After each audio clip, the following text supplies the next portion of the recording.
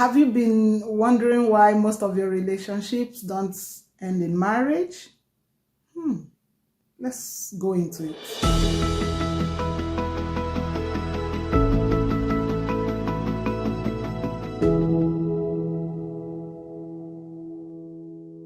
Welcome back.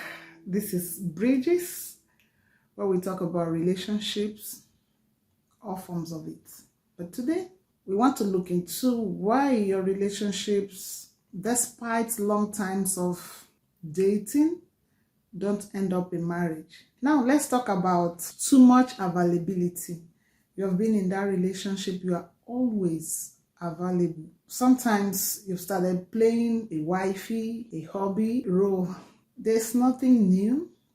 There's nothing mystifying about you any longer. You are so available, always there. I think the familiarity that comes with it, the content that sets in, and the privileges that have been enjoyed over time makes you much more irrelevant. That the people involved can always say that you were there and there's no need going extra miles to formalize or seal that relationship. That mistake of thinking that it's only when you are always there that the person will make the final decision. It could be one of the problems you are facing because there's nothing new. There's nothing to desire. There's nothing to look forward to seeing or meeting. They're always getting everything so free, available, and you might need to stop because you can't be shooting yourself in the leg. The second thing is about attractiveness. Attractiveness is not just about your physical looks or appearances. It has to do with the content of your person, the inner you. So it embodies both your spiritual, your physical, your psychological or emotional, and everything that makes you a human being. Do you look attractive? Not just with what the eyes can see, but what the soul can desire. Attractiveness to most people is just defined by the values they place in these areas: their spirituality, their physical appearance, their emotional being, and everything that makes them human. So the question is whether you are really attractive to that person you have been dating in everything that makes him or her a human being. The third thing that people don't pay attention to, that I feel should be talked about, is conquered femininity and masculinity. We live in a generation where we are taught now to make people feel like they are wearing the wrong bodies. And these days, it makes it difficult for most people to place where they belong. The femininity in them is conquered, the masculinity in them is conquered, and then it's difficult for those who will really place more value on these things to decide and say this is actually who this is. Femininity comes with it a strong personality or aspect that, when conquered by the attitudes you put up as a lady, you don't really care about the sanity, the serenity, the strength, and the values of femininity. Then the male folk that you have been dating for a while will be in that fear as to what exactly you represent and how it feels into their description. And so it is for guys. If you have a conquered masculinity where you cannot stand as a man, you cannot take your stand without being pushed around, the feminine fears and sobriety will not accept you any longer. There is that a lion tendency in a man, hunting tendency in a man, daring tendencies in men that make women look up to them. if that masculinity is conquered, then you might not really get the things you're looking for in a relationship or make it turn out into marriages. You have to maintain your side of masculinity for a woman to feel like, I want to commit my life into you, and that's my future with you is guaranteed. Some of the signs show in guys that look out for women that are already made. They don't like taking risk anymore. They don't fight for life anymore, and they leave everything to the fate of the woman. These things can be affecting the proposals or the yes you are looking for. Let's talk about joblessness. We live in societies now that people have reasons not to have job, and it puts them in a situation where they don't have control over their finances and they don't have anything to lay hold on as a source of livelihood. That can be one of your problems. You might need to check my video on relationship pitfalls or people to avoid. People that are jobless and searching, most times they don't really have a good plan or something they can look up to say, this is my fallback.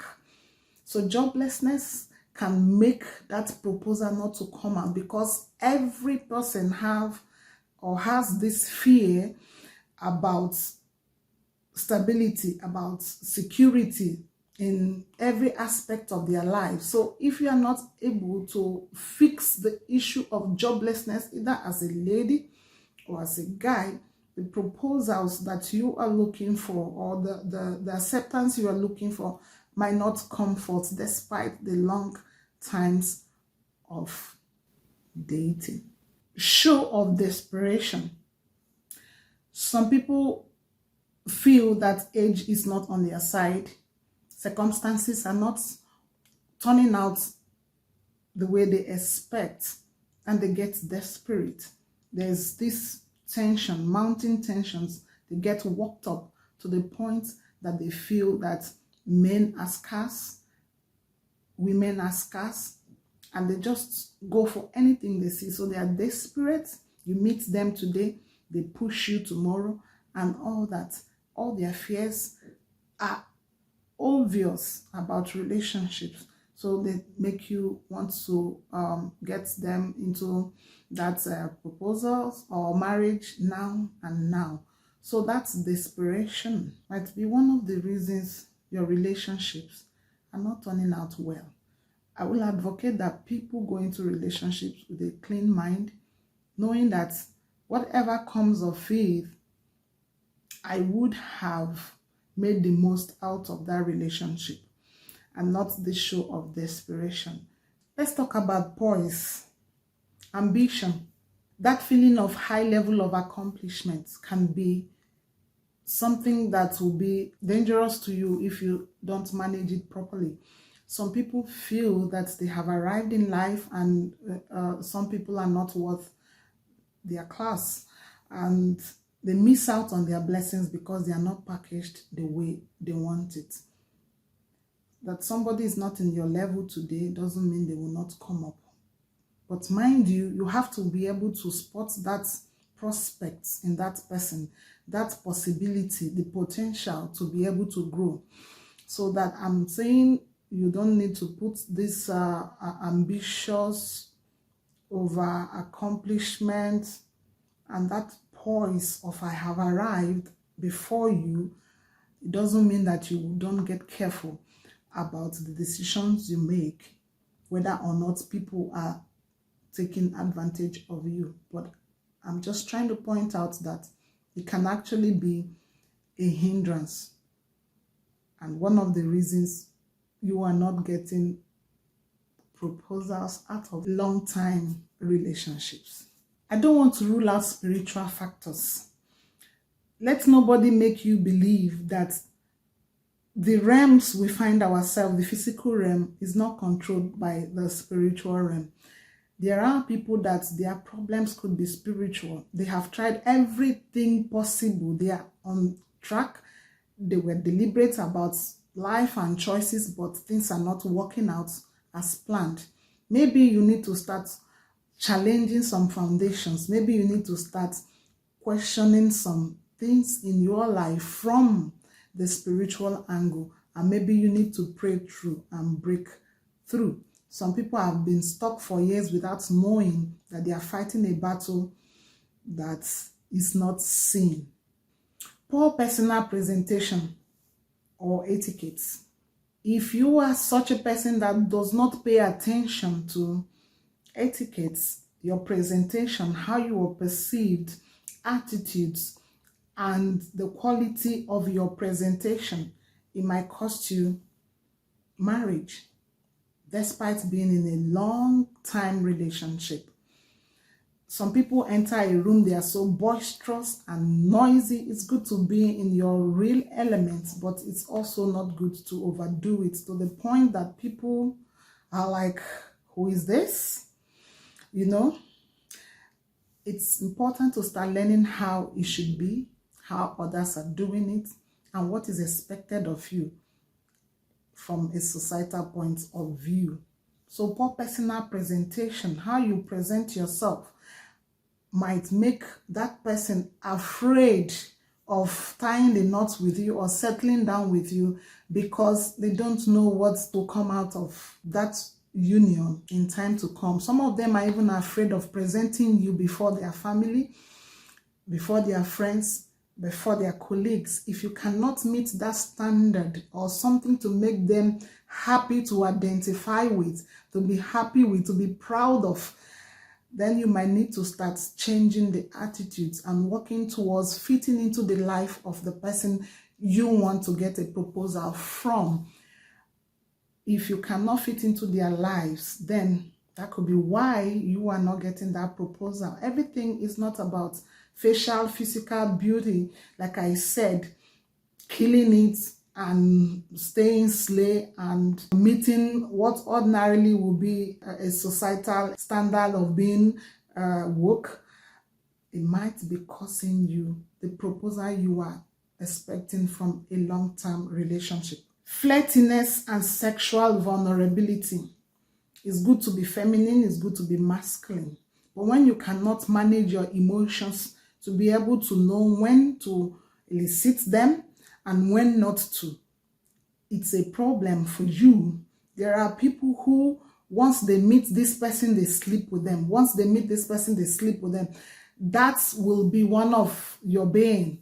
The things that even the guy you're sleeping with feels, or the lady you're sleeping with feels, that you are always like that. Everybody you meet, you open up to them for sex. So if you are vulnerable, if you are that kind of person or lady or guy that somebody can easily sway you into going down with them in bed, then it could be costing you your relationship, because there is this fear that person feels that even in marriage, these attitudes will come up.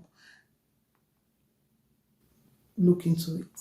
We would not like this video to be too long today. We'll come back to this same topic of why proposals don't come out of long-time relationships, why marriages don't happen even when people have been in long relationships.